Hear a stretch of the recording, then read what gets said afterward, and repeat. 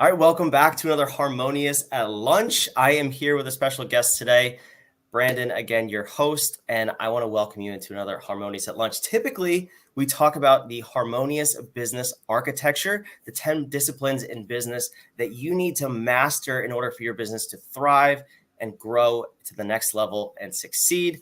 Today's going to be a little bit different. We're still going to talk about business. We have a unique guest, but we're also going to talk about a topic that I don't know, maybe a little taboo in the workplace, definitely underspoken about, and we're going to bring that to light today. So, Michelle, I want to welcome you to Harmonious at Lunch. Thank you for being here. Oh, thank you so much for having me, Brandon. I certainly appreciate it. Yeah, I'm excited to dive in here. So, give me a little bit about your background and then ultimately what brought you into working for yourself. Sure. Well, my name is Michelle Steiner. I am a disability writer, photographer, and paraeducator on the side, but I also work as a paraeducator in a school. And part of what brought me into my job that I do for a blog and photographer is I have always had a passion for writing ever since I was young. And I took the advice of a friend to talk about writing. And I had some disability articles published about some of my issues with having my own learning disability.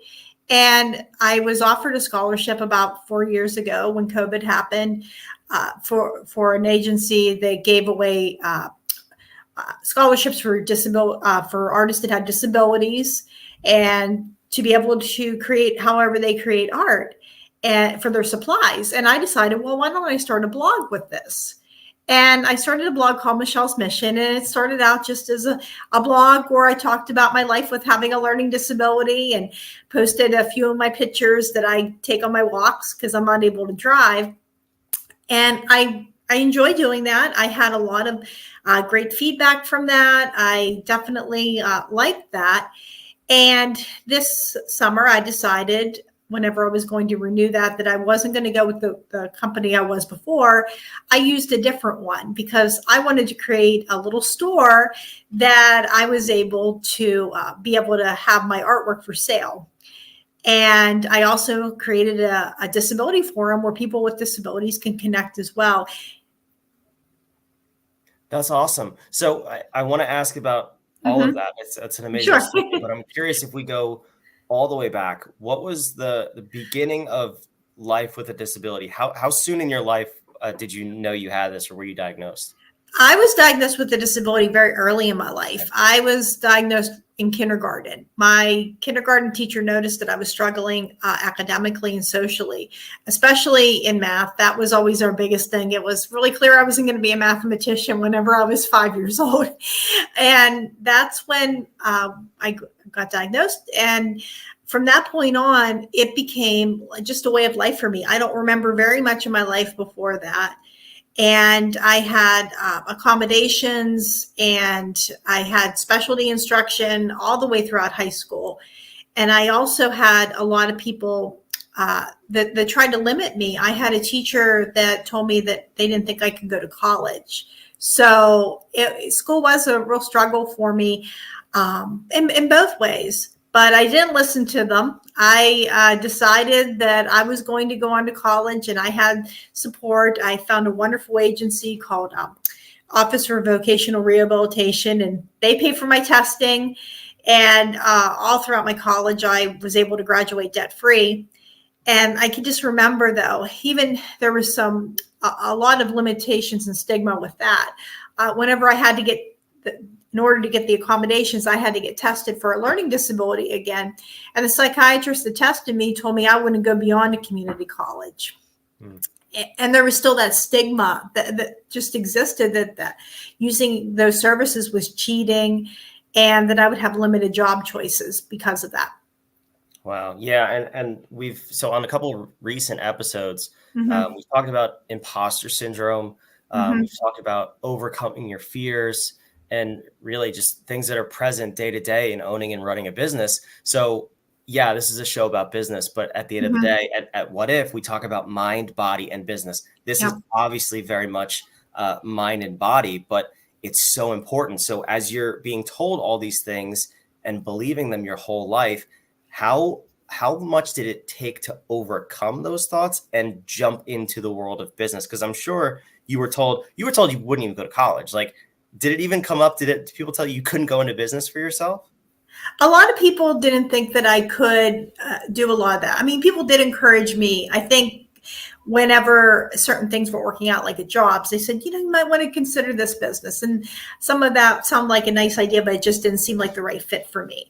Sure. And I can remember just a lot of times people telling me, even when I had to go back, I thought, maybe I want to go back to grad school. And I had the testing to get the accommodations. I had to get tested again. And once again, the psychiatrist, they put on there, okay, she has her bachelor's degree, but when I said that I was interested in writing news reports or photography, or there was a bunch of other things that I put down that I want to do, they said after my testing, I couldn't do that. So I don't think they had, a lot of people didn't think that I could do this or anything that involved beyond skilled or semi-skilled work. Yeah, imagine hearing that over and over and still persevering and pursuing it. So amazing for you. I've put Michelle's website here. You can go find her blog, michellesmission.net.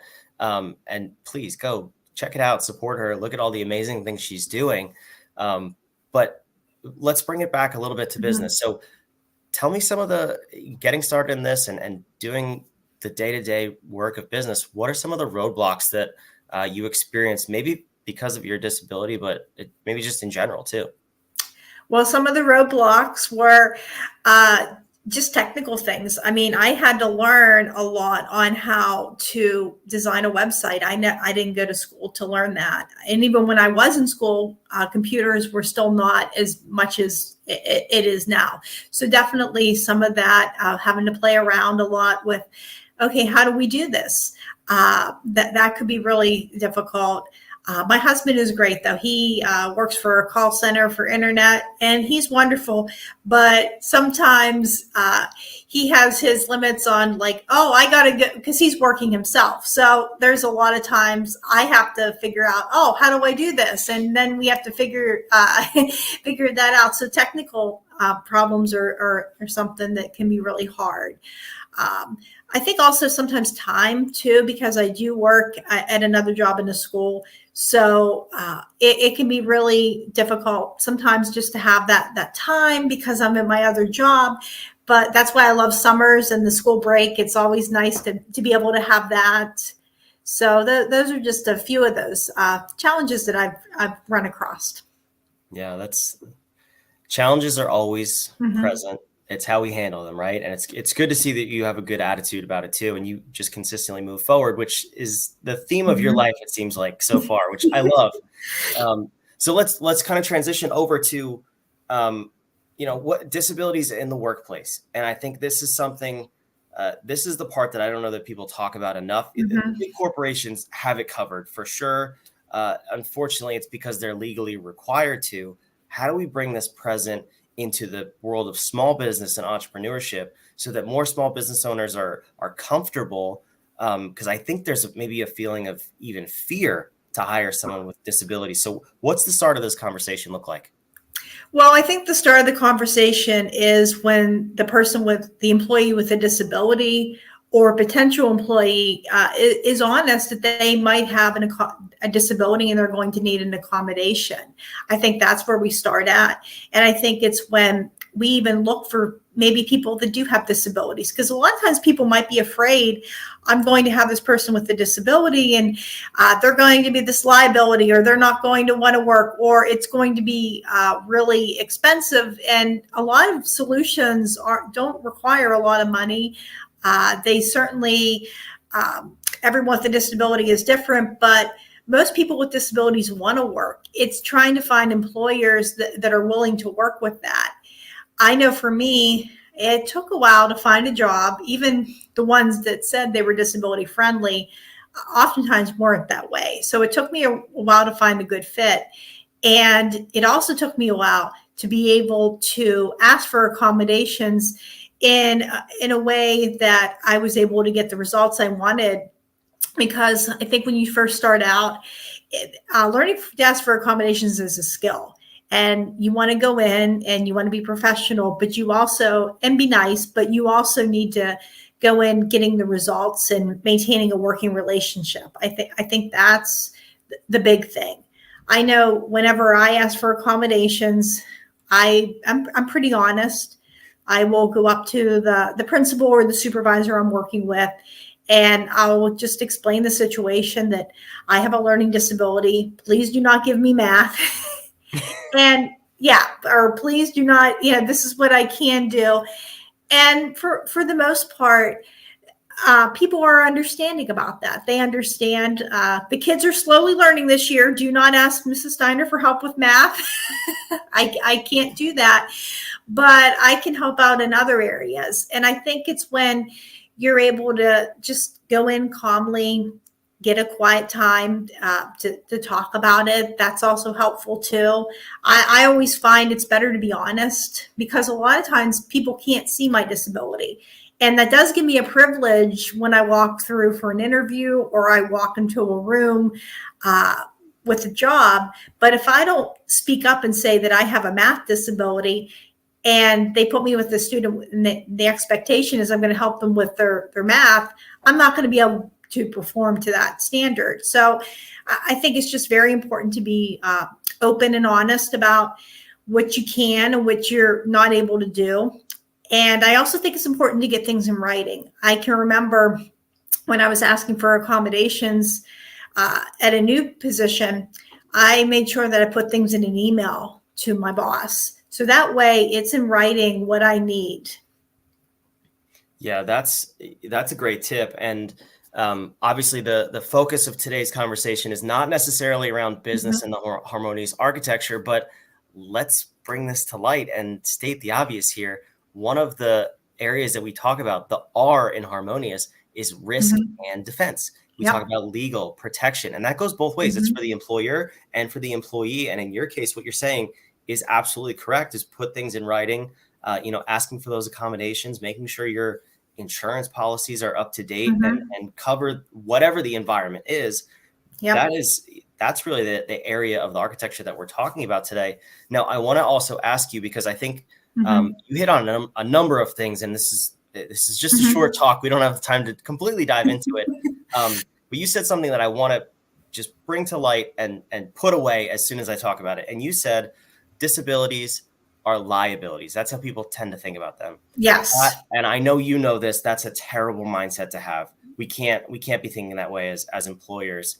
But I want to ask, what are some of the things, because you say accommodations, and as an employer, that word could scare me because I don't know what that could mean. So many things, right? That could mean building all new wheelchair accessible elevators in my building. That's a big word, right? So give me an example of what some normal accommodations would be that maybe are not so scary, and we can de-escalate that word a little. Sure. I think it's what the person might need. I work for an office where I couldn't put holes in the documents. So they had an automatic hole puncher. That was one of the ways, because with my visual perception, I couldn't do it. But we have a copier at work that I don't need that, because you can do it on there. That's one way they can do it. Somebody that might have an illness, they might cancer or something along those lines, they might need to have a schedule that's flexible. So if they're not feeling well, they can either work from home, or when they do go back to the office, it's a workload that's manageable, and it builds in those days that they can take off for appointments or whatever they need. Some of the other things could involve, just like with job duties, maybe somebody can't do math, but you can help out with reading. We also have people that I work with that might be on crutches or walkers, or come in with a cane, and we just provide for them what they need too with their job duties. And just saying, I may not be able to push this cart, or I can't maybe do this position, but we have a lot of different positions for people that have them. Yeah, that's to me encouraging to hear, because those were not scary things. All of the things you just said, those are very manageable. And it's good to be able to visualize what this could look like. And I know for me personally, I have hired a number of people with disabilities, all the way from Down syndrome to just some health complications, like you said, where they needed just some flexible time. And I've been blessed to know these people over the years. And you said this before we started the recording, and that is people with disabilities often want to work really badly. And I can tell you from experience, often they want to work more than people who don't have disabilities. So it is absolutely a blessing to have people that want to work in your business. And we should be making all the accommodations we can for everybody. I mean, workplaces should be comfortable. That's the other area of the architecture that I didn't bring up yet is home. Humans optimize in a meaningful environment, typically called HR. It all falls under this category. We need to be thinking about the people that we're hiring and making their lives at work meaningful so they want to show up and work. And I think that's really the heart of what we're talking about here today. So, Michelle, I want to thank you for coming on. Before we wrap up, give me a little bit. I'll put your website back on the screen. What are you working on these days that you're really excited about that you'd love to share with people? One of the things that I'm working on right now is I just got an article published on Public Source about my experience over the summer traveling solo on an airplane to a Down syndrome convention, and I used the Hidden Sunflower program. And I also have an art show this evening. We all are artists, and it features artists that have disabilities. That's incredible. Well, I want to thank you again for showing up. If you're a little bit confused about all of the funny words that I said during this episode, harmonious, home, rad, go take the bad. It's our assessment. We're going to diagnose where your business is, where you need clarity. Are you covered in legal? Do you have a good, solid foundation in risk and defense? Do you need to optimize your employees, your home? Humans optimize in a meaningful environment. We want to let you know where your business is and what your business is trying to tell you. So whatif.com, go take the bad. That is a wrap on another episode of Harmonious at Lunch. I hope you got as much as I did out of this episode. And it was a pleasure to meet you, Michelle. Thank you so much for coming on. We will see you next time on Harmonious at Lunch.